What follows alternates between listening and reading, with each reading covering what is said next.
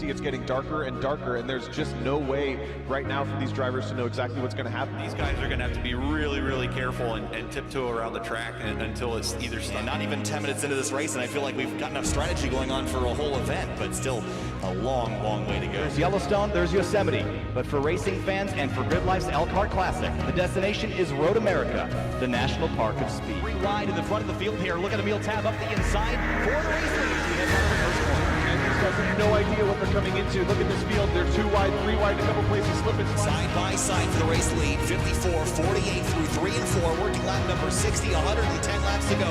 Yusuf Ghali power move to the bottom of the racetrack, making the short way work. They're going to touch down the hill. This will be a great run for Fuller here. Yes, if we go right off the track in the final quarter, that'll have Fuller get a massive. Here he comes. Does he have a look? Oh, big block here by Sanfilippo. Into the grass goes Ben Fuller toward turn 1, and Sanfilippo hangs on. He's loose. No! And he crashes hard in the exit of turn number 2. Don't try him here, boys. They're going to do it. Gritsko backs out. They touch. They're going to crash. Gritsko going to slam the attenuator hard into the wall, and Sarah Tesson hits him as well. That's big damage on these cars. That's huge. Number 4, people are struggling for grip, going out of every single lane, they're trying to then run. It's getting really insane. Powered by AWS for the Intercontinental GT Challenge, powered by Pirelli at the Indianapolis 8-hour. We are 7 hours and 18 minutes into this 8-hour event. John Miller way deep on the brakes to the inside of turn number 1 and 2. The spin, the 3 car gets turned around in front of the car. James Houghton looking for a place to go, but he's got Austin Cobb to the inside. A bit of a gap behind. I think that's about 15th or 16th spot as they come out of turn 3. Big slide for this. Getting a run. He's got it. Going to be a drag racing line. Final corner. Checkered flag waving. Here they come. At Virginia National Raceway. To the line. Thompson, Darley, door to door. Banging doors. Fender to fender. I can't believe what we just saw.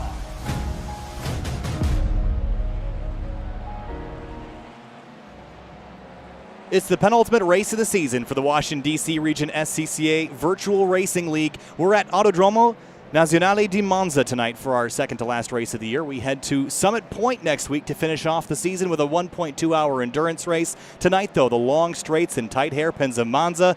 It's going to be a blast with the 16 or 17 cars we've got here tonight. GT4 and TCR up again for an 8th time. My name's Kyle Heyer, joined by Tom O'Gorman for this 40-minute race this evening. Tom, welcome back, and qualifying underway for the TCRs. Good evening, Kyle. And may I say your Italian is impeccable. It's terrible. Yeah. But this is going to be a really interesting night tonight. It's, as you said, the penultimate round before we head home to Summit Point, which is the home of the DC Region SCCA. But we've gone totally international this season with the 2020 winter season, and this is the final race of that international tour. So we've been definitely out of people's comfort zones for the last couple of rounds. We've seen the car counts dwindle, but the racing get even better and better. I mean, I've been telling my friends to come join and watch this league because it is some of the most incredible racing, let alone sim racing, that I've seen in a long time. Super respectful, super hard, and tonight with what I almost consider kind of like a super speedway of road courses with a lot of drafting, a lot of tight braking zones and hairpins and chicanes. Really anything could happen tonight. Lots of things could happen tonight, and I think the whole focus will be focused on the first corner on this racetrack, that tight right-left chicane. That's where chaos usually happens here at Monza, but with a field of 17 cars, I think it's going to be fairly easy to keep that chaos toned down a little bit. I think it's going to turn into more of a drafting fest. We've got a bunch of M4s in the GT4 category, one Porsche Cayman, and that's DJ Alessandrini being the deviant this week. But for the TCR category, everybody's, of course, in the Audi RS3. We've got a handful of those, and they're just starting to put times on the board. Will Robbins, the first one to log a lap here, Tom. Pretty interesting to see these guys so spread out, and that means no one's really working together. As you mentioned, this is going to be really heavily influenced by the draft tonight, especially in TCR, as it's essentially a spec race. And the amount of time that you gain in these little front-wheel drive touring cars down the straightaways by being in someone's draft is just unbelievable. So Will Robbins has been knocking on the door of podiums this entire season. There he is. He was quickest in practice and actually quickest so far on the track as well. But the championship leader is Elias Roman, and he was actually, I think, 4th quick in practice. So that's what I'm talking about with tonight being pretty much a crapshoot as far as results go because of the drafting and because of the chess match that goes on. Someone like Elias Roman, who's had the pace on the field the entire season, is definitely more at risk tonight because he doesn't have the guarantee of being able to pull away from people. Hey, that's true. Again, the long straightaways to deal with here. These cars don't really have all that much power, so they're not really spinning tires up off the corner. It's just going to turn into a lot of straightaway and drafting and kind of getting corner exits right. which is true of any racetrack, but more true when you've got a mile-long straightaway to deal with after you make that corner. The other thing, lots of chicanes here, Tom, so jumping curbs and being aggressive over them. You see Elias Roman jumping on the left, jumping on the right. You're going to have to take advantage of every bit of racetrack, straddle the sausage curbs when you get a chance, and keep the underbelly of these delicate race cars off of the sharp stuff. You're going to make speed like that, but I think the key is to get a good corner exit to carry the momentum all the way down the straightaway. Absolutely, and we may see a little bit of a game, more like we see in maybe like Spec MX-5 racing, MX-5 Cup racing, where you may not want to be leading the race coming on to the final lap. You may want to be leading the race coming off of the final corner for sure, but I think that kind of remains to be seen, and I agree with the lower car counts. I think we're just going to get great racing. We're probably not going to have too much chaos, fingers crossed, knock on wood.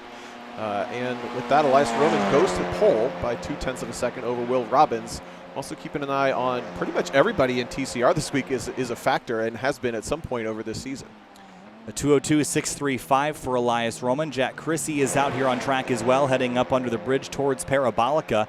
The last corner on this racetrack that has a very tight entry and a wider exit. The radius kind of peels away and lets you back onto the front straight. Murphy Nichols right behind him. They're the last two drivers to come across the line. John Willeman is here but has not yet made an appearance on the racetrack in this qualifying session. And as such, will start towards the tail of the field unless he puts a lap in. Chrissy goes to the top of the board, a 2:02.368. That's pole, provisional pole by about 0.3 of a second. They've got a little under 5 minutes left, so maybe 2-3 flyers left, but they might only have one flyer left in the front tires of these front-wheel drive touring cars. This, if the number 6 car remains on pole with Jack Chrissy at the wheel, that would be a hat trick, 3 in a row. For that car starting on pole. He has yet to claim a win, I believe, but he's been on pole and has really been surging the last couple of weeks. Murphy Nichols is in a really great spot because he's in the draft right now. In the draft, and we'll see how much that's going to be an advantage. I don't think the middle sector of this racetrack is really where that's going to come in handy. It's really the run down to Parabolica and the run up to towards that first chicane at the beginning of the lap. So Murphy will have to stay tucked in right behind that number 6 car to get that advantage as we head towards the first of 2 Lesmos. And I want to watch these cars finish their laps. And then we'll go over a track map to kind of show you all the corners around here. A very fast-flowing racetrack. Your momentum is really only arrested at the beginning of the lap, and then once more in that secondary chicane. And then it's all about carrying momentum for the rest of it and being aggressive over the apexes. You can see from the times, the top everybody that's got a time on the board is on the same second with these TCR cars, so things are going to be much closer tonight. Murphy's in a really good spot for drafting right now. You see he's got about 5 car lengths to close up on the back of Chrissy if he needs it, which is exactly what you want when you're in the draft going for flyers like this. You need somewhere to go with it, and he absolutely has that. We can probably watch him pull up to the back bumper through this last run down to the Parabolica, and this is going to be, I guarantee you, a last lap passing opportunity for somebody if they are able to stay there through the entire 40-minute race. Look at him closed up almost 2 car lengths through that entire straightaway. Through Parabolica and back onto the front straightaway. This will be their last attempt at a flyer next time by. My understanding is got a couple minutes to get this done. And through the line, we'll see if the 6 car picks up a 2:02.405. He does not. Murphy Nichols does to pole, 2:01.855. That's by half a second. That just goes to show you how strong that draft is, and a pretty clean lap by the 5 car as well. Yeah, that was well executed. Looks like they're going to swap. They might make it around one more time to get a flyer started, but it's going to be really close. They get about 12 minutes to get their qualifying done, and then we switch over to the GT4 qualifying, which will be a much more interesting storyline because that is not spec racing. But these TCRs, I'm just on the edge of my seat already to see how this race folds out, because you can see, even if the laps were identically executed, Murphy's draft gave him half a second or more. That's going to keep things really tight. And watching Jack Chrissy about 140 miles an hour into the braking zone, then down a couple of gears. Murphy misses the apex of the first part of the chicane. He's going to run a little wide off into the gravel. That's going to kill Jack Chrissy's run. He stays in behind, and that's going to be something we see all night long. Even with the driver making a mistake, you still might want to stick in behind because you're still going to be up a couple tenths at the end of the lap if you follow close enough. Definitely. Yeah, it's going to be a more patient game. I don't think we're going to see... last week at Suzuka in the GT4 race, we had everything happen, but somebody getting flushed down the toilet, basically. And I think tonight in TCR, look at Jack Chrissy setting up for a gap. He's absolutely trying to get the return on that draft that he gave Murphy Nichols a lap ago. So into Ascari. Nice smooth run for Murphy Nichols, and of course the 6 car, Jack Christie, chasing him. It looks like Elias Roman and Will Robbins both went quicker and will jump Jack Christie. Peter Lausen jumps Robbins, puts him in 3rd place. But I don't think Christie's going to go faster. Looks like he's lost a bit of ground through the Ascari complex, maybe setting up for one more run here next time by. Yeah, I think they're going to get one more flyer, and someone who's looks like they're on a little bit of the back foot is actually 2nd in the championship, David Alessi. He sits 6th right now, which is the last place in TCR. Is that? I believe it's Lewis Alessi. Oh, David Alessi's not here, actually. Interesting. Yeah. Okay, so the 34 car, which we've seen be a contender on the podium a number of times, has raced with us every round of the season until recently, is not here this week, which means Peter Lausen and Will Robbins, along with Murphy Nichols, Jack Christie, all the other TCR cars that sit 4th, 5th, 6th, 7th in the championship, they can all cling back a bunch of points on Alessi and maybe get themselves on the podium. So Elias Roman, again, working his way towards the championship. Murphy Nichols has reset back to the pit lane. Jack Christie still out on the racetrack trying to make up a little bit of ground. But you mentioned the GT4 category not being spec racing. Yeah. The only driver that's not in an M4 is DJ Alessandrini. Oh, there's one other Cayman that snuck in there. Yeah, I think Francois Brou stuck with the GT4 Cayman as well. And that's one of the things talking about early this week, people practicing almost immediately after Suzuka last week, and it was on initial view that the BMW was by far the faster car, at least a half a second faster, kind of the no-brainer.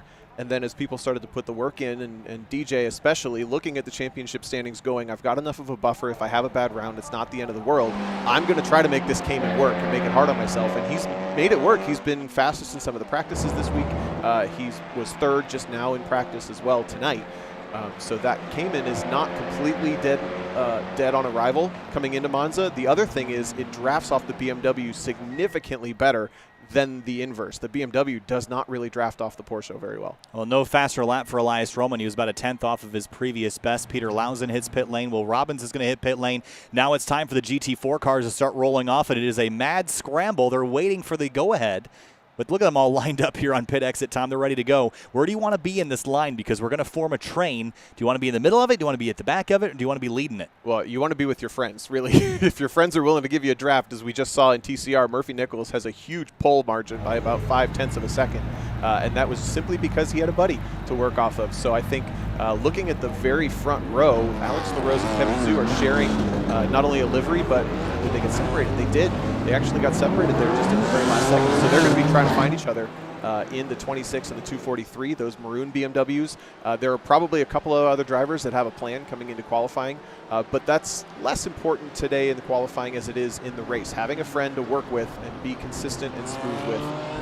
Unlike that, the 65 goes for a spin on the outlap. It's Richard Spicer going around for a loop, and cold tires.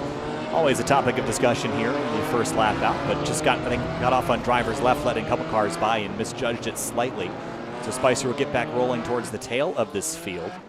Now, Alex Rose, you mentioned working together potentially with Kevin Zhu in the 243, and yes, they are separated on their way down to that second chicane. And while we're on a warm-up lap here, let's have a quick look at our track map for tonight. This is, of course, Autodromo Nazionale di Monza. The first chicane we already saw cars go through. That is Prima Varianti, and then we're going to head on to Curva Grande, that second corner, a long sweeping right-hander that leads into Varianti della Roggia, which will be your second left-right combination. Then the two Lesmos, both right-handers. The second opens up a little bit wider. Then the run down to Ascari. That's that quick left-right-left combination. Want to be using every bit of the racetrack there. And then Curva Parabolica, the final corner on this racetrack, turn number 8 on the old circuit. That is a great opportunity to set yourself up for the front straightaway, but you can go through there in a couple different ways. You can hug that apex, you can square it off, and you can run the rim. A really fun corner if you figure out how to do it right. Yeah, and while the track map's on the screen, take note of how early the start-finish line happens on that front straightaway. That's going to be critical for the end of this race because the checkered flag doesn't come out at the end of the front straight. It comes out at the beginning of that front straight. So with cars on track now, we'll head back to the drivers that are on course for qualifying for GT4. There's Dave Fitzgerald in the number 91. Easy to spot, kind of pumpkin orange car. But the drivers I'm watching is this front grouping. You see Alessandrini all by himself. That's peculiar. In a Cayman, you'd think he'd want to be tucked up. He was a couple tenths off pace earlier in the practice, but found some pace later, and I didn't see if that was unassisted. But this car is definitely at a disadvantage here, Tom, wouldn't you say? I mean, you've got to overcome the lack of power this thing has in comparison to the M4, and that's typically going to be by following one of those M4s. Yeah, I think in a raw speed sense, in a time attack sense, which is essentially what we're doing now in qualifying, the Porsche is at a little bit of a disadvantage, but the first thing I already alluded to, it drafts better off of the BMWs than vice versa. So in a racing situation, the Cayman will almost always get a big draft down these straightaways, which will offset that balance. And then also the Cayman has consistently been the stronger performer in the long run. And these races, although they are 40-minute sprint races, 40 minutes is not that short of a period of time. So I think even if Alessandrini can keep himself in the running for the first 20, 30 minutes of this race, I wouldn't be surprised to see that Cayman be able to really come alive and almost even pull away from the BMWs later in this race. Having said that, we've seen drivers, specifically Thomas Layton had an incredible run last week in the BMW, kept that car alive the entire time at a track where it was supposed to be pretty much uncompetitive. So now we're coming into kind of the opposite situation. The Porsche is not really supposed to be competitive, but I bet that 61 will be in the running at the end of this race. I'm not surprised to see him not really have any friends in qualifying, because he's raced 7 of the races, he's been here all season and he's won 5 of them. So everyone's probably tired of the 61 car being P1 at the end of these races. Well, they might team up on him for sure. There's Andrew Kessel in the number 2 M4, and kind of changing gears from talking about the Cayman to the M4. This thing is kind of a brute force machine. It's very point and shoot, but this is the perfect racetrack for this platform. And I think they're going to race really well together. I'm just curious how that Cayman is going to interact with these big boys as it makes its way around for our 40-minute event.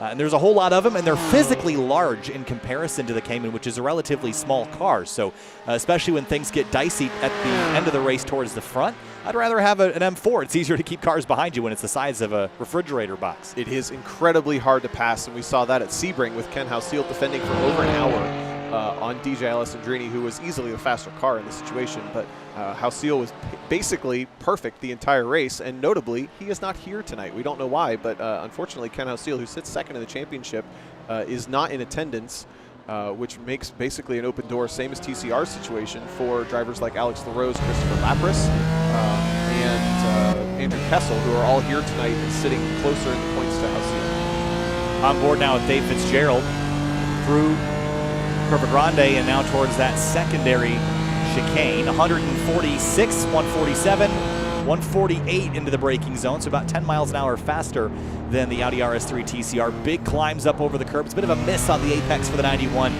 The curve, especially in that secondary chicane, is super sharp. So do you want to kind of straddle that, or would you rather just clip it with the right side tires? What's the fastest way through there, do you think, with a GT4? You definitely do want to straighten it out, and the curbs have been a storyline for us in this 2020 winter season. A number of different tracks, all the way from Imola and Suzuka, and a couple other conversation points for different curbs in different places. But what's interesting here about Monza is they're kind of necessary to use, but they're actually pretty friendly. So you don't need to worry about getting your car launched up into the air, Coda style, back to round 1, we're talking Coda, those would put you into space. But here at Monza, they're really pretty friendly, so you almost have to use them because you can do it repeatedly. I want to take a look at this. This is Francois Brou just coming through the secondary chicane. It's not this left-hander that gets me. Watch the car and how quickly it rotates on its axis when it hits this second one. Right here, watch. It's going to jump the curb, and the car is just going to turn right, just rotate right around that left front and left rear tire, and that is why you actually see the tire marks from how substantially he was turning. So that is a key factor for drivers that are struggling with understeer. If you can get your tires up on those curbs and help rotate the chassis, you'll be a lot faster. You see him do it again there on the left-hander. Yeah, the main curb you have to watch out for is that one right there that he just center punched. That one can wreak a little bit of havoc, specifically on the BMW, at least in my experience. I had a hard time repeatedly crossing that curb. Looks like most of these guys who practiced more than me and probably know these cars a little better than me have figured out how to do it repeatedly. But that last one, as the underbody grabs it, you're going to basically center punch it, and you have to plan for where the car is going to land. You don't get a ton of air, but just enough that when you come down, if you got a little too much wheel in it, you're going to go sideways. That was a really great shot there. Francois Brou kind of straddling that almost perfectly. Just got a little bit of a jump up airborne. Alessandrini right now provisional pole by 88 thousandths of a second. Lapras has just come through in second place in that Yokohama M4. Kevin Zhu and Alex LaRose sit third and fourth. Funny how the teammates are right now sharing that second row, Tom, and obviously it's not really easy to be strategic about where you qualify. but it's going to be awful convenient once we get that green flag. This is an awesome effort from Kevin Zhu and the 243 that we're watching right there. He's been inside the top 10 in every single race, but has not often been inside the top 5, and that qualifying effort would put him, was P3, his teammate just bumped him to P4. And they're not actually even working together. Kind of surprised to see that, even though they're running very similar lap times. The car I'm keeping my eye on is the number 2 of Andrew Kessel, who appears to be having a hard time getting a clean one done. And he was P2 in practice. He was second quickest in practice, so if he can get a time on the board, I know he's going to be a factor. Just having a hard time putting it together. Kevin Zhu is getting after it there. Saw a big moment for him climbing out of Ascari. Managed to hang on to it. And then into Parabolica now, 150 miles an hour on the brakes. And a little bit of a wider entry here, and he's going to tighten up the corner on exit. And again, I said you could run this a couple different ways, and it seems like drivers are sort of electing to kind of ride the rim on corner exit, but at the tail end of the race, you might see drivers hugging the right just to see if they can build an overlap heading down the front straightaway. Yeah, that's the classic speed versus distance kind of debate in that corner. It's a super cool corner because of that. And it creates really interesting racing as well. I think a little further in the background, I saw Alessandrini started to have a sniff of a draft. Yeah, that's a kind of dangerous spot for him to be for the rest of the field anyway, because now he's basically got the same straight line speed as the BMWs. He's pretty close, knocking on the door of a draft for Richard Spicer, who's just in front. And he's already ahead right now, so this will only increase his advantage. Don Manning is back this week in the number 92. He's got a great livery, as you pointed out before the broadcast started. This very cool-looking combination of white, red, and silver. I'm a big fan of that car. Yeah, I'm digging it. That's awesome. And good to see him back. He's been missing for a couple rounds. Looks like Andrew Kessel did get a time in the... Where did he go? Yeah, P4. There he goes. Okay, so the number 2 did get a clean time on the board. Starts provisionally on the second row now, bumping Kevin Zhu down just a little bit. So there is the 2. And the other thought I was going to get back to was Alex LaRose, who we've seen be a really consistent factor in the races. He's been super quick in qualifying, tends to drop back just a little bit at the beginning of the races. He's less experienced in the wheel-to-wheel than a lot of the other drivers, as he's fairly new to iRacing in general. This is the first week we haven't seen him in the Porsche, and he was pretty, I don't want to say mad, he was pretty like wishy-washy about even changing cars in the first place, so he might be a little frustrated that DJ's already at the top with the Porsche, having shifted. But he's definitely on the learning curve of the BMW this week, so it'll be interesting to see if the 40-minute race period is enough for him to really switch it on and come alive with that 26 car. And maybe the early part of the race will be where LaRose shines, and if he can get out ahead of DJ Alessandrini, no telling what could happen. About 2 minutes left here in qualifying, watching LaRose attack these chicanes. This is such a fun track to watch. We don't really come here all that much for streaming. Unfortunately, it doesn't seem to be super popular because of its notorious first corner being sort of a race car graveyard at times. But I think it puts on some really phenomenal racing, and it's a really cool venue as well, one of the older racetracks in Europe. And it's just got a lot of really fun, high momentum corners that are really great to attack, and nothing really feels constricting, which is what makes this place so fun to lap. So Chris Spiller in the 980 having a little bit of trouble right now. He's about 3.8 seconds off the pace. There's a significant drop-off from 7th to 8th between Spicer and Brew. Spicer's 0.8 back from pole. Brew is 2 seconds back, so a 1.2 second gap there. And that's kind of surprising to me. I just wonder how much time has gone into the setups of these cars, Tom, and maybe they missed it and added too much downforce or something, but they're just they're off pace more significantly than I would have thought here in qualifying. Yeah, that's possible, or potentially going back to the conversation about the chicanes and the curbs, these drivers may not have quite figured out how to quite attack those curbs to get the speed out of the cars the way you need. You see Brew shoots just a little bit wide in turn 1, and those chicanes, they hide so much time because of the way you have to not only attack the curb, but just kind of straighten them out as best you can. And it looks like kind of the top 7 have it figured out, and maybe 8th through 11th don't.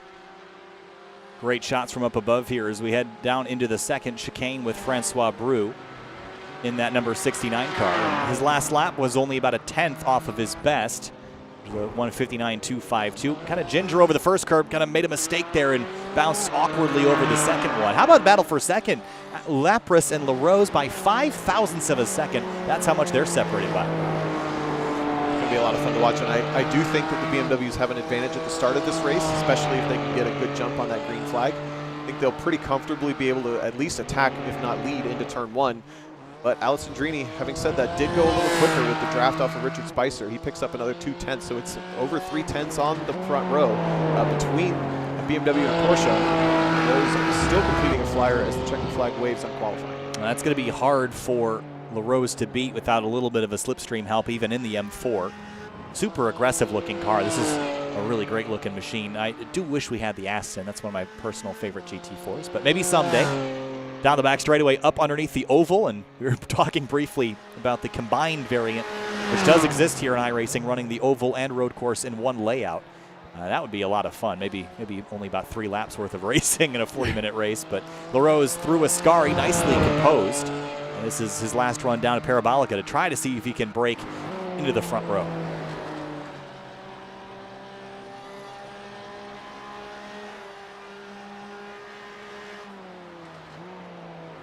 On the brakes here for Parabolica. Nice tucks in on the first apex. Is going to drift out once more. Little bit of counter steer to keep the car straight. Now throttling up, getting through the gears. Needs to beat a 1:57.069. As he comes across the line, it's not going to be. It'll be a 1:57.816, which is not his fastest lap. And Alex LaRose will start third in this race. Lapras still has a chance to go quicker. Through Ascari for the 13. See if he can land this curb hop just a little bit. Whoa. No, gets a big wiggle. That's exactly what I was talking about. If you get that in the race, you can still save it, but he's going to call it a day in qualifying here. So I'm glad somebody depicted that. If I didn't explain it well enough, that's exactly what I was trying to talk about. But it's tricky for sure. Yeah, for sure. We'll head down to the racetrack here in just a moment and roll through our starting lineup. We'll get one more look at the weather information. Probably won't affect this track as much as it does other places, but it's a pretty cool 79 degrees, 81 on the racetrack, so you're not really going to be fighting a slippery, greasy track all that much. I think it'll be relatively grippy conditions for all the drivers involved. So as we get the grid lined up here, Tom, let's roll through them, and we'll start with our front row. That, of course, is going to be DJ Alessandrini in the number 61, and Christopher Lapras in that number 13 rolls off alongside the Cayman in his M4. A couple more BMWs. A lot of them are BMWs. Alex LaRose is P3 in the 26 car. Andrew Kessel in the number 2 lines up 4th. In row number 3, Kevin Zhu in the 243. Daniel Gross in the number 11 starts 6th on the outside. Then in the 7th spot, it is going to be Richard Spicer before we break the BMW grade up just a little bit with Francois Brou in the other Porsche in the 69. In 9th place, it'll be Chris Spiller in the number 980. Then Dave Fitzgerald in the number 91. He rolls off 10th. Good to see him return. And then in the final row, GT4 before our split start, Don Manning brings up the rear in 11th. Then on pole in TCR, Murphy Nichols gets the pole with the draft alongside Elias Roman starting on the front row in TCR. In row number 2 for TCR to be Peter Lausen's number 56, rolling off in 3rd. And in 4th place, Will Robbins in the number 35. He'll start in 5th place. Jack Chrissy goes from a couple of poles to start 5th this week, but he's definitely not out of it. Louis Alessi lines up alongside in row 3. John Willeman in row number 4 in that number 18 car. And next to him, that's going to be it. That's all the drivers we've got in the field. So we got 7 TCRs, and we've got a handful more GT4s. Field is ready to roll off here. Lights ablaze on the scoring ticker, but they're extinguished on the pace car, which means we're about to go green. Just a run through Ascari, not a lot of time to warm up those tires, but again, the run down to the turn 1 chicane is all about being cautious and being aggressive, and that's so those two things are sometimes mutually exclusive and sometimes not. I think right now you got to be a little bit of both. Yeah, and as always in iRacing, the formation lap runs side by side through the entire warm-up period, so lots of acceleration and braking. We saw a giant burnout from Alessandrini, turning the traction control off momentarily to warm those rear tires up. The Cayman is certainly the more nervous car at the start. And interestingly as well, Alessandrini gets driver's right, which is offline going into turn 1. It may be the preferred position to protect. But actually, the nod for the racing line goes to Chris Lapras, who starts on the outside. Yeah, you mentioned that first corner, and the reason why it's important to mention is the first corner, of course, is a right-hander, which means that the leader would traditionally start on the right. However, the corner that you'll end up really wanting to be on the inside for is that the exit of that first chicane. That's that left-hander you see in the middle of your screen. So I think you're going to want to be on driver's left. DJ will not have the option. He'll start on driver's right and have to protect by the time they get down there. 40 minutes of racing from Monza for the Washington, D.C. region Virtual Racing League.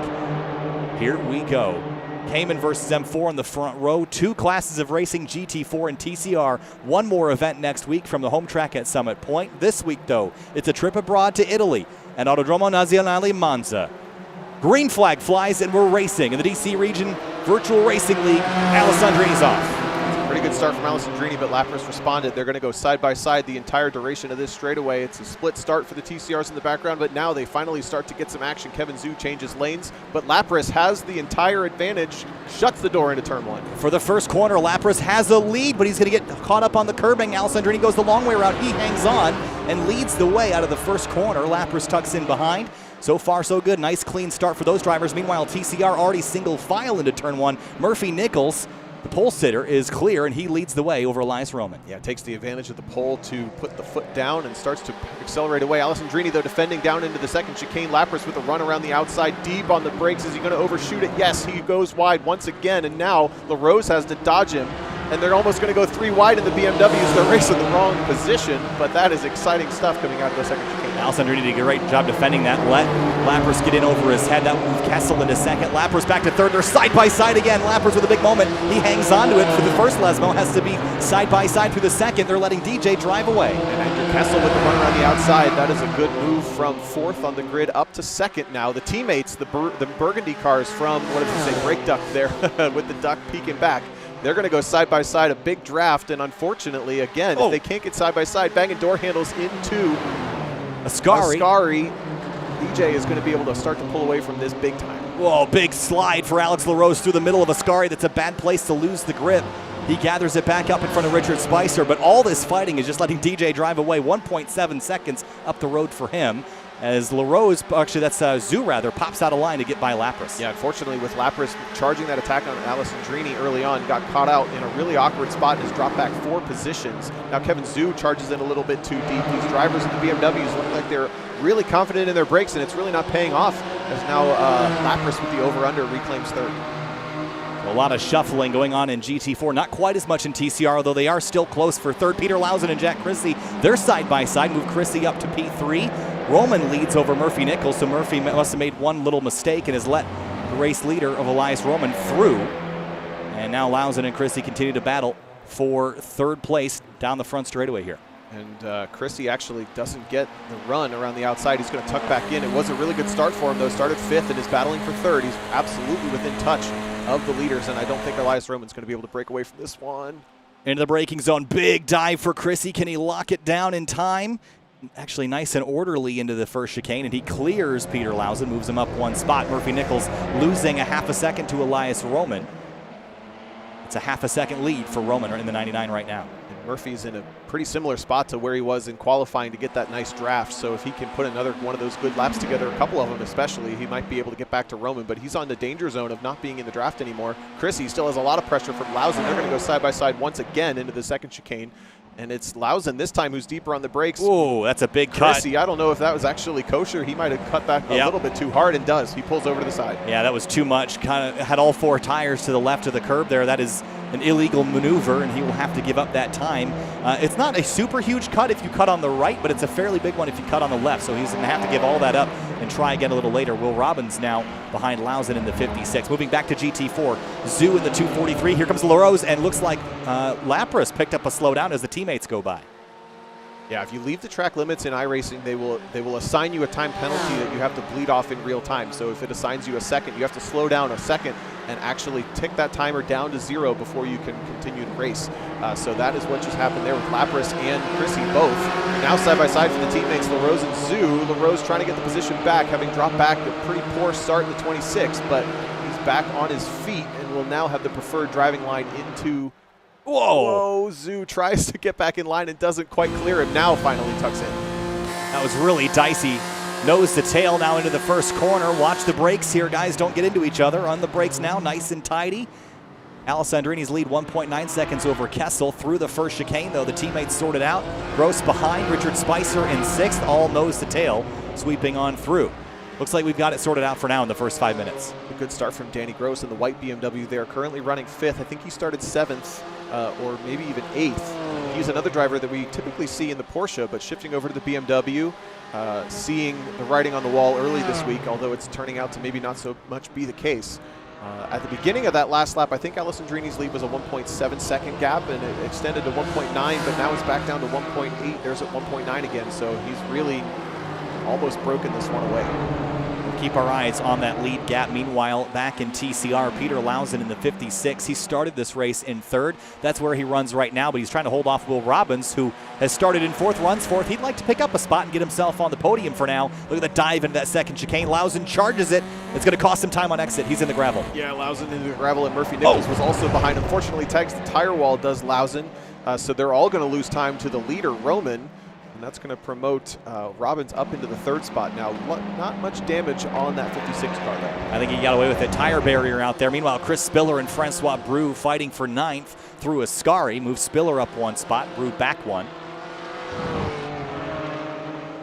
Gets the job done. They're trying to cling onto the back of Dave Fitzgerald. And as we mentioned in qualifying, kind of the 8th, 9th, 10th, 11th position GT4 cars were in a little bit more of a league of their own, and they're having their own good battle back here. But I think Francois Brou is probably struggling with the straight line speed of those BMWs more so than Alessandrini is. So he's not been able to break away from them and is actually mired back behind them. On the front straightaway again, we'll see if Brou can throttle back up to the 980. You see him popping out of line. And I'm surprised that he would do this versus tuck in behind the 980 for the draft. Is it possible to overheat these cars, Tom? Is that why he's be popping out of line, or is it just trying to maintain a slight gap until they get to the braking zone for turn one? It is possible, but not in this short of a race and not in that distance. So I agree, he should have really been drafting down the front straightaway unless he's just trying to get a sight line to his braking zone.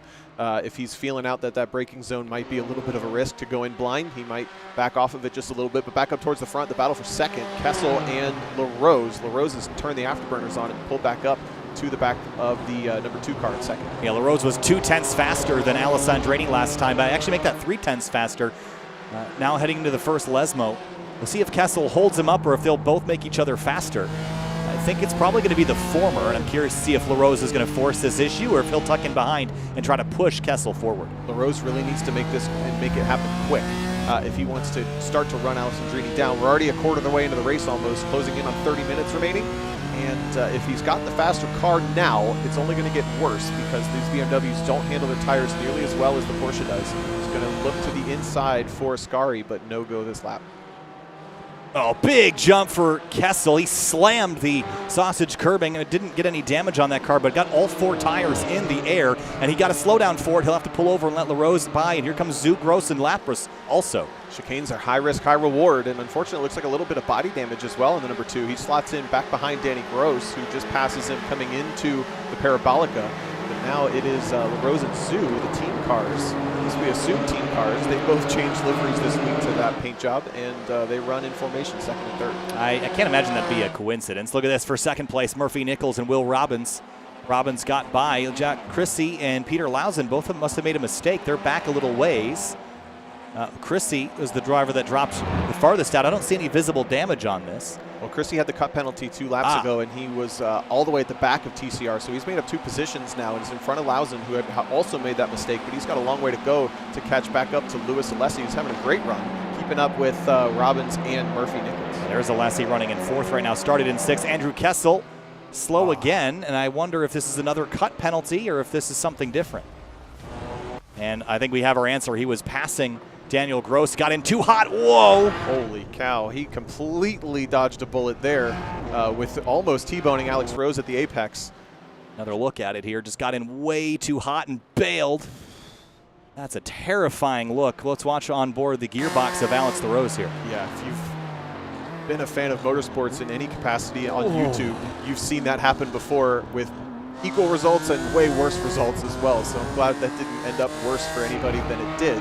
Fortunately, it looks like Kessel, who had been running a really strong race in second, is now down, way down the order. Here comes Louis Alessi on the outside of Murphy Nichols and Will Robbins. Alessi fighting for 3rd. He likes 2nd as well. Here he comes towards the 2nd chicane. Robbins re-clears. He's going to have a dive up the inside of Nichols into that chicane, and through goes Murphy. He hangs on for now. They get strung back out, but that was almost 3 wide as they came through Curva Grande. Yeah, lots of jockeying, and this is why I said it's kind of a speedway, super speedway of road courses, because you get that big draft, and all of a sudden you got cars frantic all over the place. Robbins is still the meat in the sandwich, but he was looking pretty racy on the back of Murphy Nichols. And I'm thinking back to qualifying. I saw Murphy Nichols get a really good lap, was on pole, but then as soon as he was the lead car, he started missing apexes, making a couple of mistakes. So I think he might be a little bit of a stronger follower than he is a leader, and he might almost be better off to let Robbins through and start to run in formation a little bit. Louis Alessi thought about going to the right side of Will Robbins there. Decided not to do that. Peter Lausen re-catching the 43. Meanwhile, back up in GT4, Kevin Zhu and Daniel Gross fighting for position. Oh, that was a tight look. Daniel Gross is going to be on the binders to the driver's right of the 243. Zhu will leave him space, and Lapras watching from behind. Good respectful stuff between these three. Lapras is on the rebound right now, and he's looking for a way through, but it's really tough to get the power down on these big rear-wheel drive BMWs coming out of that first hairpin. So of any point on the track, that's honestly the weakest point for the BMW, and to come out of there side-by-side still loses even more time. They're still knocking door handles coming down to the turn 3 chicane. Gross is deeper on the brakes. He will inherit the inside on the right side, but overshoots it just a little bit. Zhu shuts the door. Oh, he's going to get pinched there as well, so Gross is going to have to give a spot to Spicer as he pinches the car off to avoid running into the number 13. So move Gross back a couple spots very quickly. Goes from 4th to 6th. Meanwhile, back in TCR, that battle for second has now turned into 2nd, 3rd, 4th, and 5th. I think you can throw 6th place in there as well. It's a 5-car fight.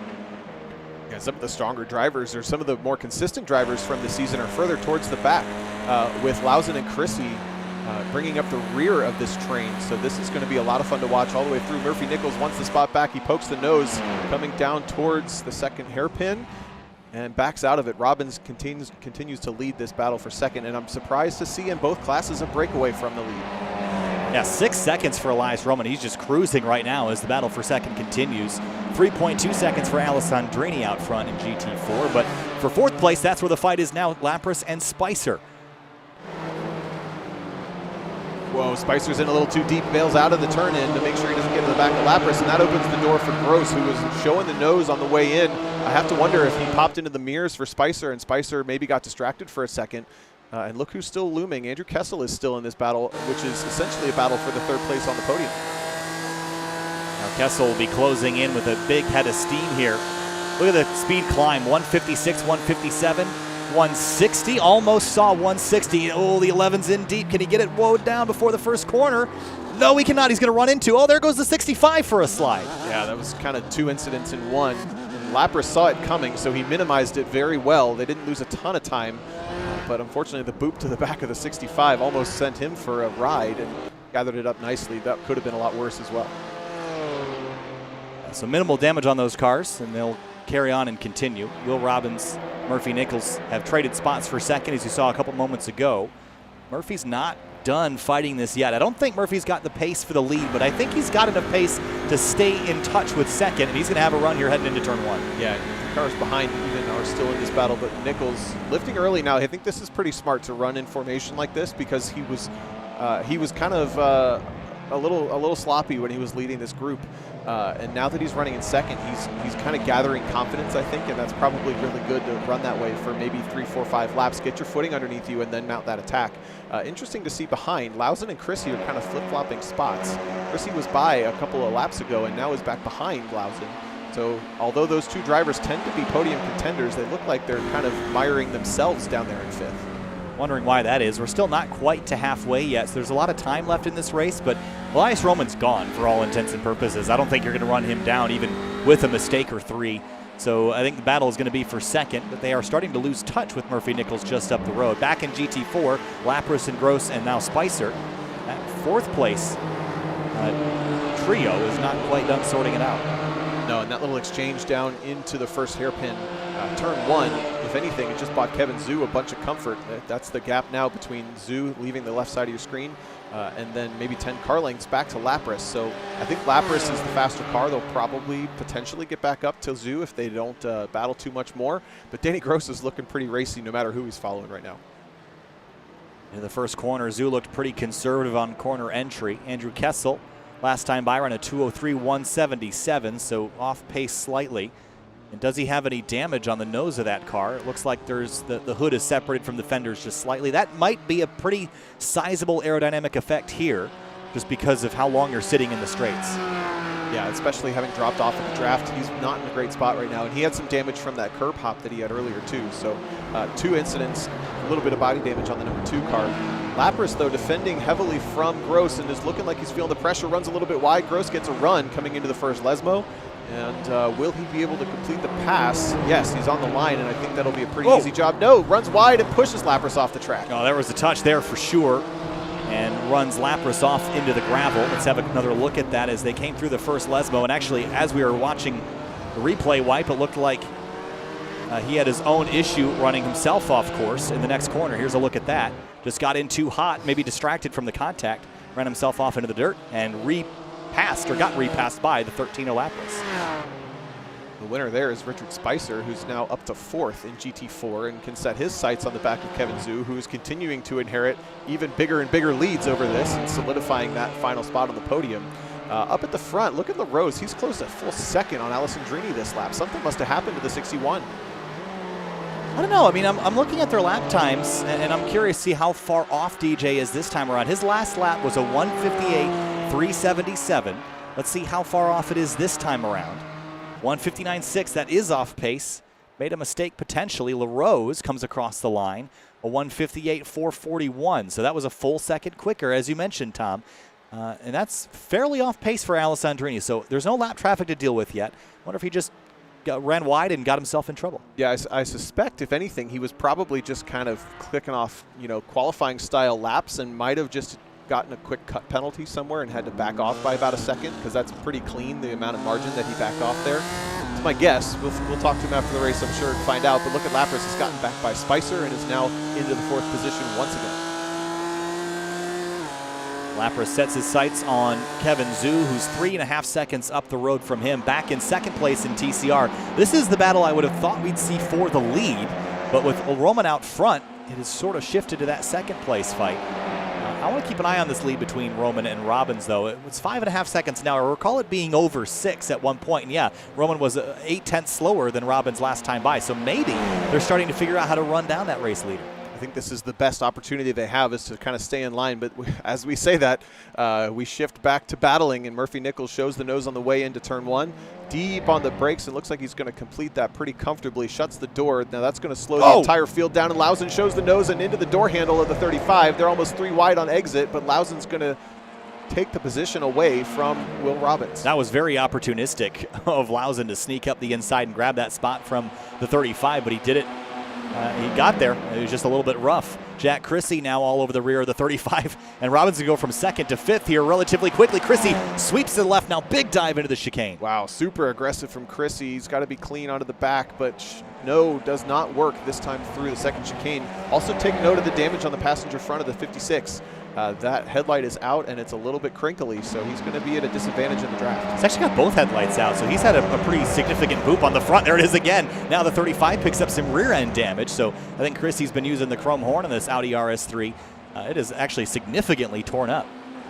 Yeah, the car I was referencing is actually Lausen, so Lausen has some damage on the front from that apex of turn 1 contact, and he's just inside the drafting distance for Murphy Nichols, so he's got to really nail these next couple of corners and stay in touch. Otherwise, Murphy's going to start to run away just like Roman did. Through Ascari now, nice and tidy for the majority of the field here. No major changes in any of the front battles at the moment. We're going to stay on this fight. Watching Louis Alessi, he had fallen out of this group just slightly. Now he's reeling him back in. Jack Christie, 0.6 of a second up the road.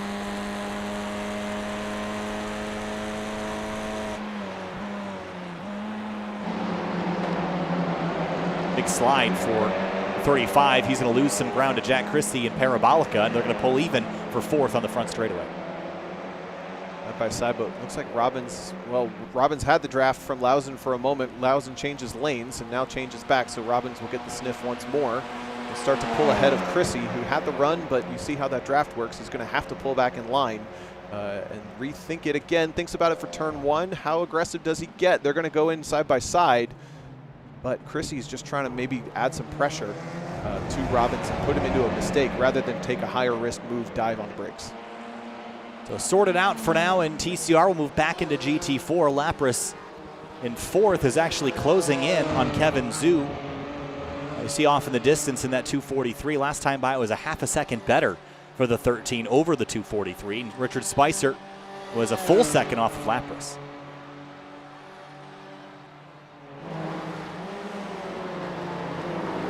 20 minutes to go. Alessandrini, who's been leading the whole day, is there a concern maybe that, do you think that he could have underfueled the car thinking he would be tucked in line drafting the whole race? I know DJ likes to cut it close just to save weight, so is that maybe a concern? Is that why he might have backed off the pace just a touch? I only think he would have done that if he was at a disadvantage on pace, and I know that he would have looked at his pace over the last couple days in practice and known that he was not at a significant disadvantage.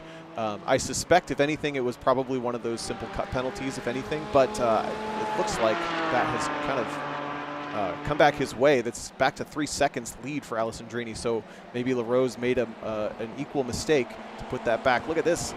Oh, it got chaotic there for a moment in TCR. Murphy Nichols back to second. Lausen, Robbins, Jack Christie, and Louis Alessi all in a pack of 4 like angry wolves down the back straightaway. Look at them flying in formation, heading towards Parabolica. 2 by 2 into the braking zone. They're going to poke out of the trees, and what has happened? They're back to single file for the most part, but Robbins has the inside line. Lausen sweeps around the outside. Just a little bit of camber on that corner to help. Murphy Nichols has a grin in his helmet seeing all of this behind him.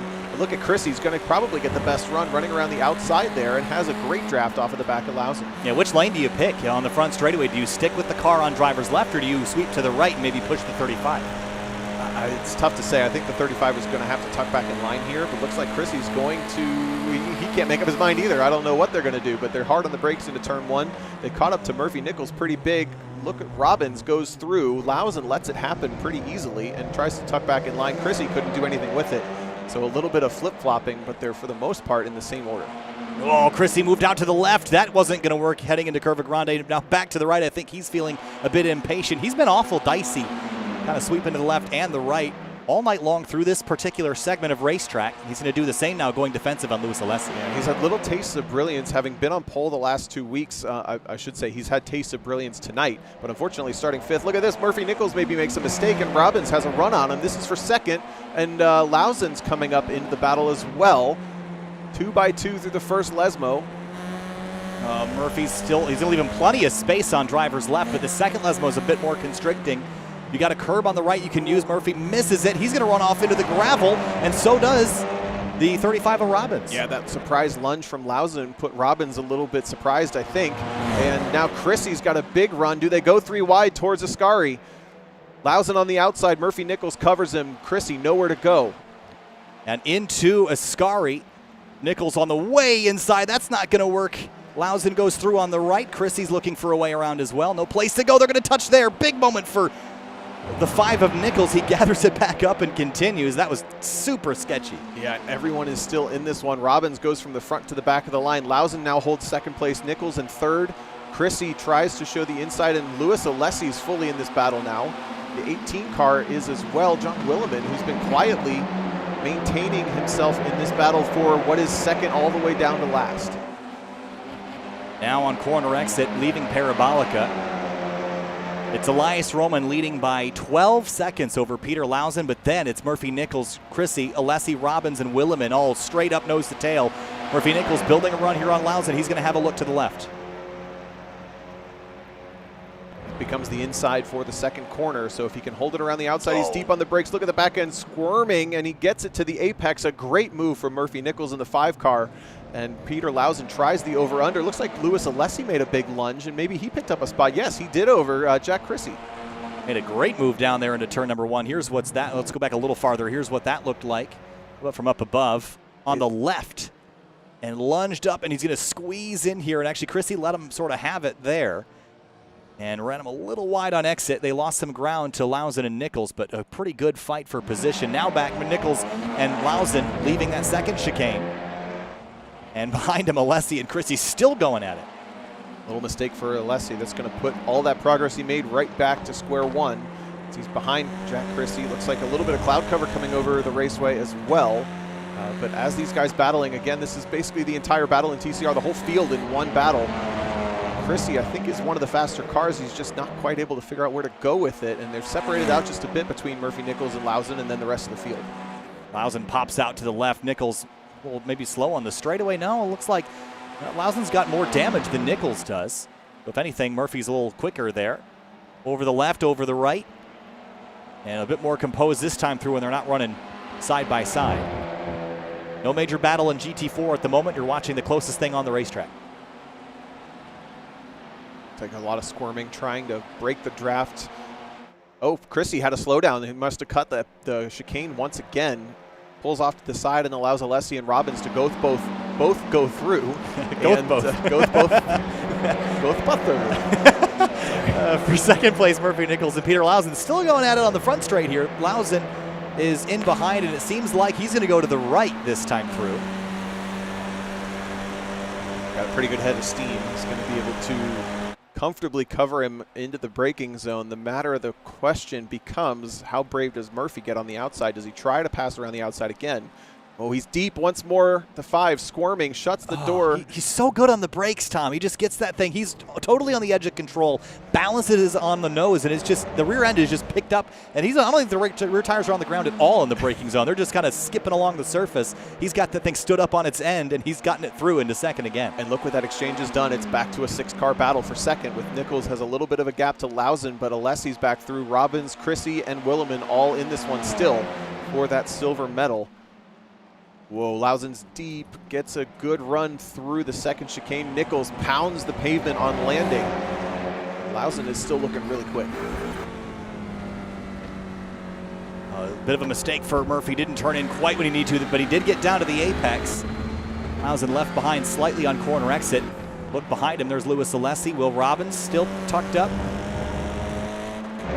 It's kind of the calm before the storm again as they all run nose to tail, but this is how it always seems to be here, Tom, is you get the straightaways, leave the corner all in one group, but with a couple car lengths separating, and then you close up like an accordion into the braking zone. That's what they're doing again here into Ascari. And I do think the 2 fastest cars on the corners are the 2 with the most damage, which are making them slow on the straightaways, and that's going to be Lausen and Chrissy. You see headlights out on those cars. You see bumpers wrinkled. Whoa, Williman goes for a big ride coming off of Ascari. But I really think that if the 56 and the 6 car were both clean, they would have a much easier time than what they're fighting right now. Into the braking zone, Lausen on driver's left. He's gone the long way around. Murphy Nichols goes the short way. And Louis Alessi's going to creep up into the podium for now. Lausen was a little too deep, and look at Alessi with a good run up the inside, but that becomes the shorter distance, and they're almost sweeping 3 wide. No one even wants the draft off of Murphy Nichols. Now Lausen finally gets it, and Alessi's got a killer run. Almost would have led that lap in this battle. Into the first corner, Louis Alessi on driver's right has the position, but it's been Murphy Nichols on the brakes. See him dive again, car out of control. Can he get it slowed down? He does. He's so good on the brakes. And now door-to-door banging fenders. I think Louis Alessi will get it, though. Alessi's got it, yeah. Maintains the outside distance with speed and now closes the door. Robbins was also trying it on Lausen, and he's going to go the long way around. That's going to be tough to pull off with not a big run, which might actually allow Chrissy to come back by him.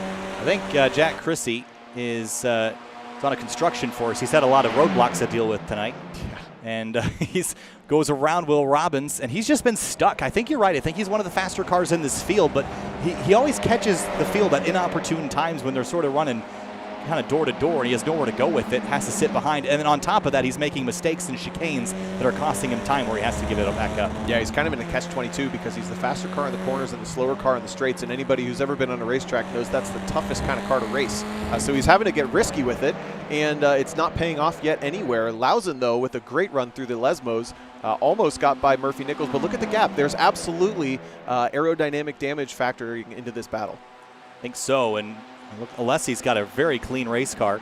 Murphy doesn't have any nose damage that I can physically see, but that doesn't mean that there isn't under tray damage from maybe collecting a curb here or there. Big puff of smoke off of Louis Alessi. Murphy's wide into the dirt. Going to hurt his run just a little bit, but not too much. It looks like Louis Alessi was right on the ragged edge. Murphy followed him in and had a little bit too much speed, but again, Lausen with a much cleaner exit, just nowhere to go on the straightaways. His car is not fast enough. Now he's making those high-risk lunges deep into the parabolica, and it's not going to pay off for him. Briefly, we'll take you back for the battle for third in GT4 because Lapras has caught Kevin Zhu from a couple seconds back, and now it's a chess match here. Oh, big wiggle for Zhu through Ascari. Kind of straighten his hands up by the time the car lands, and Lapras has put together a bunch of flyers. LaRose and Alessandrini up at the front, they've kind of stabilized their lead to that 3.5 seconds. But Lapras with the run, Kevin Zhu protects. Little duck looking back at him, but Lapras deep on the brakes is going to try to slingshot around the outside of the parabolica. And through the trees, they're going to come onto the front straightaway again. And it looks like Zoo's going to hang on to it for now, but I think Lapras is a little bit quicker, so that's going to take care of this fight. We'll stay on board with them. Come across the start-finish line. He's going to pop out and should have it complete by turn 1. Yeah, it's a big run right here for the 13 car. Unfortunately, he doesn't necessarily have the totally preferred line, but this is where I would go to with it. And now deep on the brakes, Kevin Zoo's going to try to hold the outside, but Lapras darts to the apex and shuts the door between the two corners of the chicane. Clears him for third place, move Lapras back onto the podium for now. Lewis Alessi, Murphy Nichols, Peter Lausen still in TCR, have not separated by more than a couple car lengths, under 10 minutes to go.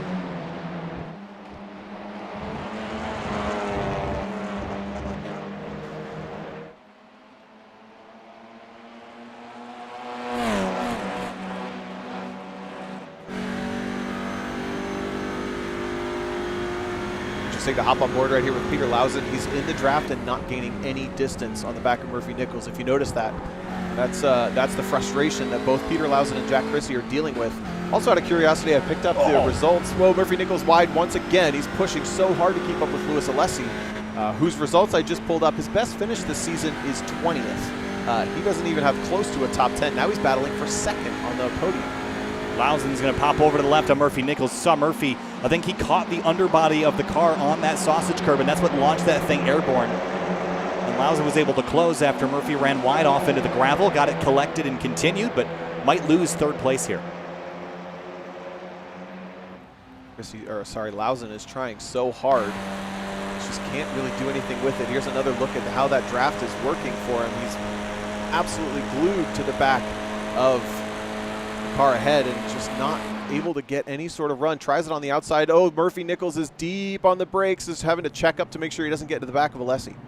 I think that's where Murphy Nichols' strength has been all night long, is standing the car up on its nose into the first corner and pretty much outbraking everybody. If you can outbrake people there, you can lead them for at least a half a lap, but there's something about this racetrack. I think you kind of want to be the one that's leading the pack on the front straightaway, not the one that's trying to grab the spot away. I just don't think in these cars the draft is strong enough to really make anything happen. Oh, there's a push! And that was a message sent, and it's ping-ponging around. TCR cars 3 wide now with Chrissy. Murphy Nichols gets turned hard into the fence. Back across the racetrack, slams the Armco. It's a 3-car crash and a horrendous impact for one of our front runners, Murphy Nichols. That is a horrible crash for the number 5. Yeah, they ended up 3 wide coming off of that one. So Murphy Nichols gets the chrome horn from Peter Lausen coming in. Now they're 3 wide.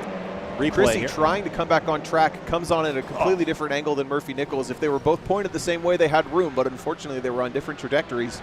And Chrissy grabs the rear corner of the 5 car, turns him. So he's just trying to rejoin the track. He doesn't have much room. Unfortunately, Murphy could have left him more on the right, but he knew that Robbins was over there, so it's just tough to know what kind of space you have available. Also, unfortunately, it looks like Williman gets crossed up into that one pretty big. Here's just how fast that happens. Oh, man, it's big impacts for all 3 of those cars. Nothing really Williman could have done there, but back live now with 7 minutes to go. That is going to be heartbreak for Murphy Nichols, who really fought hard for a second or third place result, and that car is all torn up. He's got the leaders of GT4 behind him too, so he's got to be a little bit heads up. Lets Alessandrini go to the apex, runs wide, so at least the gentleman's still about it, even though the poor incident, the unfortunate incident that lap. Alessandrini goes through to put the back of TCR 1 lap down, and he's going to have to fight through this traffic for the remaining laps of this race. It looks like Chrissy and Murphy Nichols both head to pit lane. Their nights will end a little bit earlier than they would like. Lapras and Kevin Zhu, they have still not really separated. 0.3 of a second with 6 minutes to go. And I think podium is still up for grabs here for one of these 2 drivers. Yeah, I think Lapras' toe is keeping Zhu with him now, as he's got the big draft. Look at him closing up from behind. Gets early on the brakes, paying attention to the braking zones. And I don't think we're going to see Lapras pull away from him much. The question is if Zhu can remount any sort of attack. So with TCR battle broken up fairly significantly, that has given Lewis Alessi a 1 second lead over Peter Lausen, whose strength is not on the straightaways right now with that damaged nose. And Will Robbins might have the pace to go run down Lewis Alessi, but he's got to get by Lausen first to do that. In GT4, other than the battle for third, everyone's kind of found their own room to race. But Alessandrini, we haven't really talked about him a whole lot tonight once he got out front. There's not much left to say about him with the season he's had. But this is, we always talk about how good DJ is. This car is not the one to pick tonight. And he still managed to make it faster than everybody else and go out there and drive away. So I know he got ahead and away, and maybe if circumstances were different, this wouldn't be the case. But I'd still say this is a pretty impressive performance regardless. Yeah, big time. And I think the other part of it is over the last couple of updates with the way the cars handle tire modeling in the game, DJ's just absolutely become one with this GT4 Cayman. No matter what series or race we're doing, whether or not the BMW is faster, he's so good in this Cayman because he knows it so well that he's almost better off picking the Cayman no matter what. So just the combination of knowing the car and putting in the time to make sure that he knows the car at the track, making the most of it, along with maybe not the best decision making or driving in the key moments from his competitors, has left him 4 seconds up the lead. It looks like LaRose made a mistake on that lap in the background coming into Ascari, so that gap grew a little over half a second that lap. And the gap that's not growing is still this one between Lappers and Zhu, and Lappers is doing everything he can to try to keep Zhu off of him. Sweeping across the front straightaway. It looks like the Indy 500 front straight trying to break that draft, but it's not really doing him any good. The Spec will end up with about 3 more laps for GT4 cars here in the remaining 4 minutes, actually, of this event. Like Zhu actually got a really good run through the chicane that first time through, got power down cleanly, and will get to draft all the way through this big sweeping Curva Grande towards the second chicane. Riding on board now as the speed climbs into the mid-triple digits. On the binders again. And into the second chicane. He's right there, almost uses the bumper, keeps it off, but look at the pace of the 13. He just car just squats and goes on corner exit. As soon as it grips after bouncing off the curb, it just drives away. You can see how much these BMWs move around at this point in the race. They don't have a lot of tire left, and they're not very happy about it, but you got to hang on a little bit like a bull, riding a bull by the horns. Is that the phrase? I don't know, but for second, here's Lausen and Alessi side by side through Ascari, and Will Robbins has joined the party now. Yeah, a couple of laps to breathe, and now Lausen's been able to recover back to the back of Louis Alessi, and I think, again, Louis Alessi's best finish on the season is 20th. He's usually just outside of these big battles in the top 10, which is now a battle for the top 5, but with the room to breathe, Lausen's got time to recover and is now going to attack into Parabolica. No, breaks early. Robbins runs wide. Yeah, that was too much speed for Robbins to carry. Lausen's going to cross over. Alessi overcharged it as well. He's going to lose second place and probably tuck back in and try to redraft by the second place car now. That's Peter Lausen. Yeah, and Lausen's going to struggle a little bit with straight line speed, even though he got the position coming off the corner. Look at Alessi. With no draft, is starting to pull back towards him. Where do you go, though? The road's going to get blocked. He's got nowhere to go. He's kind of boxed in by the 35 of Robbins. He'll have to let him go. Now Robbins is going to challenge him off into turn 1, and he's way deep. Can he get the car stopped? Yeah, gets it woed. Good pass from Robbins. Goes from 5th to 4th to 2nd on that lap. I don't think Alessi's out of it yet. I think he's still got pace. Now, what's going to happen here are these last lap and a half. I think we're going to see some of the GT4 traffic starting to kind of make its way through. Alessandrini will be the first one to get there. And following the second place battle, he's going to be respectful of it, but he's got places to go too. Yeah, luckily he's got a ton of time to let this unfold in front of him and get clean passes down straightaways if he can. I don't think he'll even make a move going into the Lesmos. Fitzgerald has had an off, leaving Ascari. I'd like to go back and find out what happened here. He was already off kilter and overcorrected and straight back into the barriers. Ouch. And speaking of battles happening, here is the battle for third. Lapras and Zoot going back at it. Zoot trying to make the outside of the first Lesmo work. He gets a big push and into the dirt. Fortunately, it doesn't pay off for him, and Lapras is going to get a 5 or 6 car length lead from that mistake. Third place battle fizzles here. Back to second in TCR. Alessandrini's through in GT4. That leaves Robbins and Lausen to deal with each other. I thought Alessi would be able to keep pace with these guys, but he has not. He backed off when he was losing those positions and let Robbins and Lausen have it, and doesn't seem to be a factor anymore. Yeah, looks like he had a hard time getting back up to rhythm once it was broken with that mistake in the parabolic the last time through. Look at the big damage on the back of Robbins. Matching front damage on the front of Lausen, so it's 2 wounded soldiers fighting for the podium here in TCR. Robbins running a little bit wider, Lausen closing the distance, and we'll tuck in for the draft. Coming onto the white flag lap for both leaders. Alessandrini comes on through. That signifies the white flag lap, the last time around Monza. here tonight for the penultimate round of the 2020 Winter DC Region SCCA Virtual Racing League. Lausen alongside Will Robbins. This is for second place. He's got the inside run and momentum. And he's going to almost had Robbins cleared, but then Robbins pulled back up in the braking zone. Now he's got it done. Got it done, but there's a lot of passing opportunities left on this long lap at Monza. And unfortunately, we've seen that Lausen's car is not the quickest in a straight line. It looks like the damage on Robbins' car is also hurting him. He's not even drafting right now. He needs to tuck that thing in there. Try to get a run towards the second chicane. As a lookout, driver's left. Here he comes now. Lausen really slow on this segment from Curva Grande to the second chicane. Robbins is in deep. Can he get it woed down? Nicely done. Side by side through the second part of the chicane, and he's through. Robbins takes second away. Alessi's going to have a run here on Lausen. Oh, he's going for it into the second. In the first Lesmo, Alessi charges up the inside. The 43 car goes side by side with the 56, who's on the outside. These TCR cars with the tire wear at this point in the race do not like going offline, but Lausen makes it work, and Alessi continues to hold the inside. Oh, he's just got now him. Completes the pass. Oh, he's not going to let him back on course. That was really sketchy.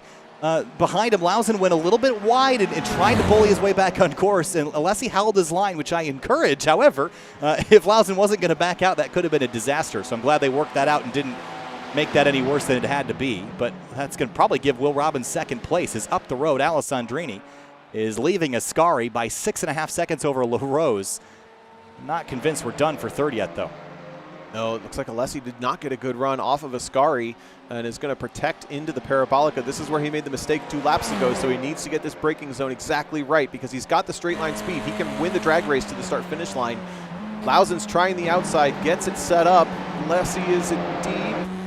Here they come, drag race to the line. Alessandrini wins in GT4, Roman in TCR. But for third place, it's going to be a drag race back to the checkers. Alessi side by side with Lausen. Here they come to the line. Who's going to win this? I can't even get a good look at it. I think Lausen might have got it. No, it's Alessi, I believe, by 0.3 of a second. I'm going to get a good look at that. Let's go back and see if we can get a better angle on it. Going to see Peter Lausen dive to the inside coming off of that corner. Alessi was running just a little bit wide, and he's trying to just shut the distance down at this point, just close up as much as he possibly can. And it was a good run, but unfortunately all the damage on that 56 probably made it not worth it. Well, he actually, did he check up on the brakes before the start finish? I think he was out of fuel, actually. No, maybe. Let's go back and listen. Car just stopped. No, I saw the brake lights come on as well. If we go back to that shot from behind, you're going to see the brake lights on the 56 pop on before the start-finish line. I don't know why. I think he knew he was going to lose it.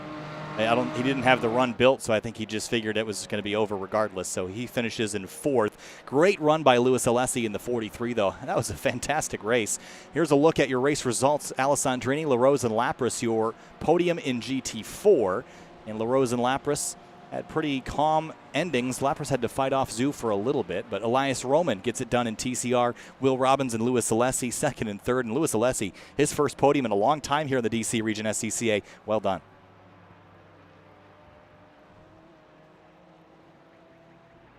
One last roll through the results here. Andrew Kessel, disappointing day for him. Tom finishes down in 6th place. And after he kind of dropped out of that lead pack, never really was able to drive back through it.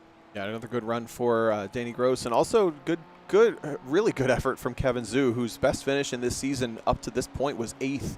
Had a couple of top 10s with a couple of 9th places at Sebring and Donington, but in general has struggled to keep it in the top 10 or just inside, and now comes home with a 4th. We're going to cut away and go grab our podium finishers. We'll be back with you in just a moment here on Sim TV for the DC Region SCCA Virtual Racing League. Hang tight.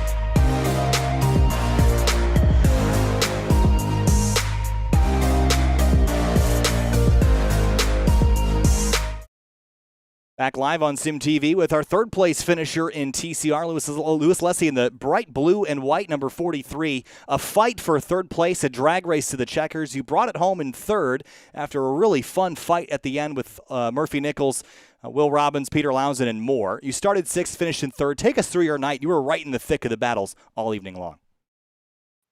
Oh, man, wow. That was unbelievable. Some great racing with all these guys. Tough racing.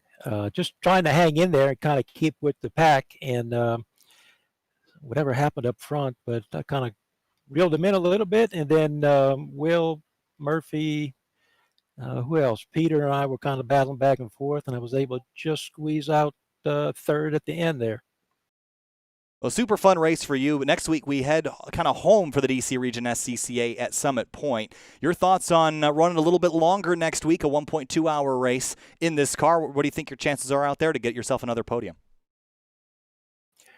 Well, I'm hoping it's good. It's my home track, and if I can manage the tires, they were starting to go off a little bit here, but yeah, if I can keep the tires clean, me clean, it should be good. All right, Lewis, thanks for talking to us. Congratulations on a podium. We'll see you next week at Summit Point. Okay. Move on now to our second place finisher was Will Robbins in the number 35 TCR. That was a fun battle. Got a little bit of a bump and push around there all night. Got the rear kind of spoiler on that thing all bent up from contact from behind. Take us through your battles. Most of them were in the mirror. You got hit a couple times, but you managed to come through and finish runner-up on the podium. Take us through your evening. Yeah, my heart rate is still trying to come down. That was one of the most intense battles I've ever had because we were all nose to tail. I think 5 of us there for pretty much the entire race, and there was definitely some elbows out, but it was pretty clean and overall just a really fun battle. At Monza, I think a lot of drivers sort of suspect that the straightaways mean that any sort of damage will hinder you. When you were battling there at the end with Peter Lausen and Lewis Alessi, was it obvious to you which drivers had damage and which drivers didn't, or was it more about how you played the draft in order to hold on to your positions? Yeah, I was really surprised that as a solo car, I could notice a difference. But once you got on the draft, I ran some of the quickest times that I've run all week behind Peter there towards the end of the race. So I think it was really about the draft strategy and especially the draft going into turn 1 and then the draft going into Parabolica. Those seem to be, at least in the TCR, the 2 best places where you could get a setup and actually try to make a clean pass. All right, well, Will Robbins, second place in the number 35 in TCR. Will, thanks for talking. Congratulations. Nice run tonight. We'll see you at Summit Point.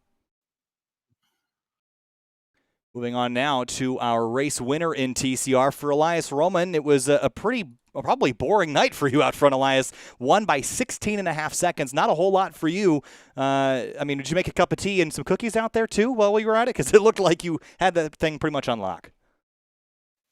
I was actually joking with the guys that I had a coquito in the trunk and I was late for a delivery. That's why I checked out. But yeah, it was actually kind of an interesting race. I was actually content just sitting up behind Murphy. He had a good start off the line. Then he made a mistake on Lesmos 2, which ran him wide into the gravel. That bought me about a second after he recovered. I decided to just pull like an old school Sebastian Vettel and just check out, break the draft. And yeah, it was basically qualifying laps from there to build a gap. But I would never expect it to be like 20 seconds. But they were actually trolling with me that I should come back, that I was missing a good time. And I told them that I was having just as much fun up front by myself. Well, hopefully you can have just as much fun next week at Summit Point. Feeling pretty good about locking up that championship at Summit next week, or you think you got some good competition heading in there for that last race? So unfortunately, I am missing Summit Point due to me moving. I have to pack up my rig. I heard a rumor Ken Halcyon might be doing TCR, but I think points-wise, I pretty much have it locked up. I guess we'll just have to wait and see how these points pan out. But I think I could spare a race. All right, well, Elias Roman has had a phenomenal season, allowing you to have that luxury of missing a race. Elias, congratulations, and congratulations on a good season as well. I know you probably won't see you back next week, but great job all season. Well, thank you, Kyle, as always, for the great coverage. Have a good one. Thanks, Elias. Move on now to our GT4 podium. We're going to talk first with Christopher Lapras, who had to fight back from early trials and tribulations. Fought Kevin Zhu for a little while, but managed to keep him behind at the tail end and picked up a podium here in the penultimate race of the season. Christopher, take us through your night, because I know you had a bit of a scrap with Kevin for a little while and some drivers behind, but ultimately managed to come out into a third-place position. Yeah, I don't know what I was doing on lap 1. That was abysmal driving by me. I think I missed 2 big braking zones to end up getting a course cut. But kind of crawling my way back through the field was fun, and battling Kevin was definitely a good time. I thought I pushed him out wide, but he said he just drove off himself, just pushed out. So it was pretty clean and a bunch of fun. Next week, we head to Summit Point. That track is a little tighter and twistier than this one by a margin, I'd say. Are you planning on still using the M4 next week and kind of dealing with the tire issues, or do you think you're going to run the Cayman next week just to have a bit more of a nimble driving experience? I think any of the 3 cars is a possibility. So last one, just have fun. All right, Chris. Well, hey, congratulations. The 3rd place for you in this race. Good luck to you next week at Summit Point. Thank you. Have a good one. Thanks. Moving on to our 2nd place finisher, Alex LaRose, who was trying to reel in DJ Alessandrini at the end. Couldn't do it. I know you had some hardware issues, some shifters not working, but coming home in 2nd, not quite a victory, but you still got to feel pretty good about that. Yeah, I feel pretty good about it. We'll just blame the fact that I couldn't catch DJ on the shifter issue. But no, that was solved before the race, so that was all good. But yeah, he's crazy fast, and I was really just trying to mitigate mistakes, not get a slowdown, so I could stay ahead of the pack behind me. But yeah, I couldn't catch DJ. He just had too much pace tonight. We've got one more race this season at Summit Point, which seems like a perfect track for the Porsche Cayman. I know you are in the M4 tonight. Car choice for next week, and are you looking forward to being back in the Cayman if you're switching back to that car? Yeah, I don't ever want to drive that M4 again. I'll be back in the Cayman next week. Alex, hey, congratulations. It was a strong run for you tonight in the 26, coming home in 2nd. 6.5 seconds behind DJ, but to be fair, he did get a head start on you before you all got sorted out. So congrats. We'll see you next week at Summit Point. Thanks, Kyle. And last but certainly not least, DJ Alessandrini. How about that? That wasn't, we were just talking with Elias Roman, how he led his pack by 16 seconds. Thought he was making some tea and some cookies. What were you doing up there? Bacon or cooking or reading a book? Because it looked like you had that thing on lockdown too. I was just trying to cut the best laps I could. I didn't know exactly how the TCR traffic was going to treat me, so I was trying to build as big of a gap as I could. But Alex was hanging in there and setting some good times in the BMW even late in the race. I knew the BMW was going to fall off, so I knew my car would be stronger at the end of the race. And I never really had to fight anybody except in the first lap. And the first lap kind of just went, excuse me, it went pretty much to plan. I underestimated how much the BMW would pull on me going into the first chicane. So thankfully, Lapras kind of overshot it a little bit so I could get out in front of him. I knew he was going to be challenging me again into the second chicane. So my plan from the start of the race was to cover the inside there, and hopefully everybody behind us would get bottled up. And that happened way better than I expected. So from that point forward, it was just head down. Well, one more race left this season. It'll be at Summit Point next week. I imagine we'll see you still in the Cayman next week, but that's a very different racetrack from Monza. Your thoughts on how that one's going to go and the traffic interaction in a slightly longer race? Yeah, that's compared to Monza, that is a little go-kart track with probably just over minute lap times. I think it'll be like a minute 10, somewhere in that range. And it will be very busy. And Summit always brings out a lot of cars, so that's going to make it even more busy than it was tonight. And it should be fun. It's going to be a little hectic. It's kind of a narrow track. It's a little bit of an old school track with no forgiveness. That's probably a word. And there's you can go off into the woods in that track, which is different than most tracks here in iRacing. You don't want to be in the woods. You want to be out front winning races, and that's where DJ Alessandrini was tonight. DJ, thanks for talking. Good luck to you next week at Summit Point in the 1.2 hour. Hey, thanks, guys. Appreciate it. Thanks, DJ. That's going to wrap things up here, Tom, in this penultimate race of the season from Monza. Your final thoughts? Field size wasn't enormous, but I still had a lot of fun. This was a cool race to watch the interaction between the TCR cars, especially bouncing over curbs and drafting on the straightaways. Well, yeah, it was awesome to watch, especially there in TCR, and I think we've seen consistently that the car counts doesn't really matter here in the DC Region League. It's always a barn burner of a race somewhere, but I don't think we're going to have that problem next week as we go home to Summit Point. It's a 1.2 hour race, and I think we're going to see a lot of the drivers that maybe dropped out throughout this season kind of come back for that final hurrah, not only rejoining the series, but I think we're going to see some shenanigans, shifting classes, etc., as Lapras and Ken Hausila both alluded to. So next week's going to be a lot of fun when we come home to Summit. It's the final race of the season next week at the home track for the DC Region SCCA Virtual Racing League.